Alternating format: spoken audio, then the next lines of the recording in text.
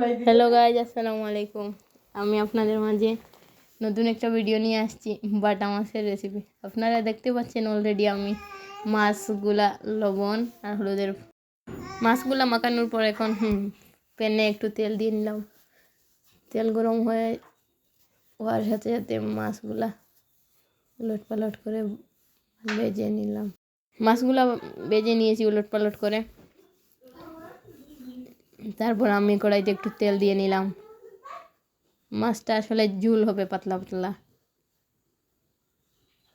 ওখানে আমি অফ ক্যামেরায় 3 রকমের মশলা অ্যাড করে নিয়েছি।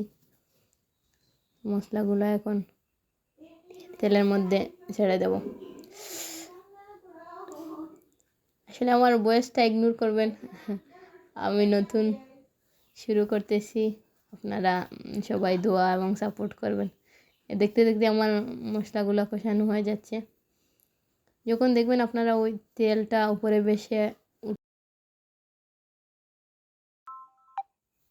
কষানো হয়ে গেছে,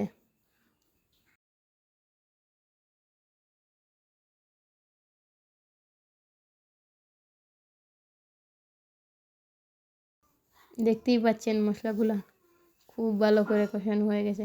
এখন একটু জল দিয়ে নেব।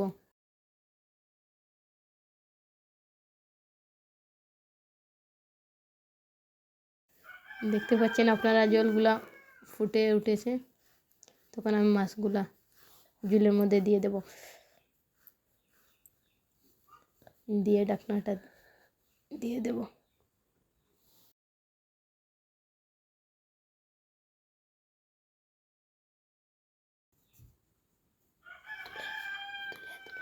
এখন একটু ঢাকনাটা উঠিয়ে দেখব। দেখেন কি সুন্দর কালার, মাশাআল্লাহ।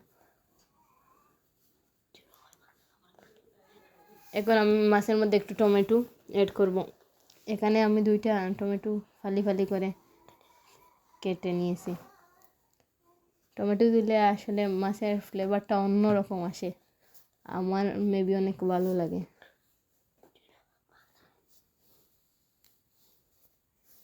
আবার ঢাকনা দিয়ে কিছুক্ষণ রেখে দেখেন সুন্দর হয়ে উতলে উঠছে। এখন আমি ঝোলের জন্য পানি দিয়ে নেব। উপর থেকে ঢাকনাটা দিয়ে দেবো এখন। তো আপনারা দেখতে পাচ্ছেন আমি আর একটু নেড়ে চেড়ে দেখে নিচ্ছি। তো উপর থেকে ঢাকনাটা দিয়ে দেব। মাঝে মধ্যে আপনারা একটু চেখে নেবেন। আমি অফ ক্যামেরায় একটু চেখে নিয়ে দেখেছি লবণ একটু কম হয়েছে, তো আর একটু লবণ দিয়ে নিলাম। এই দেখেন মাশাআল্লাহ কি সুন্দর কালার এসেছে।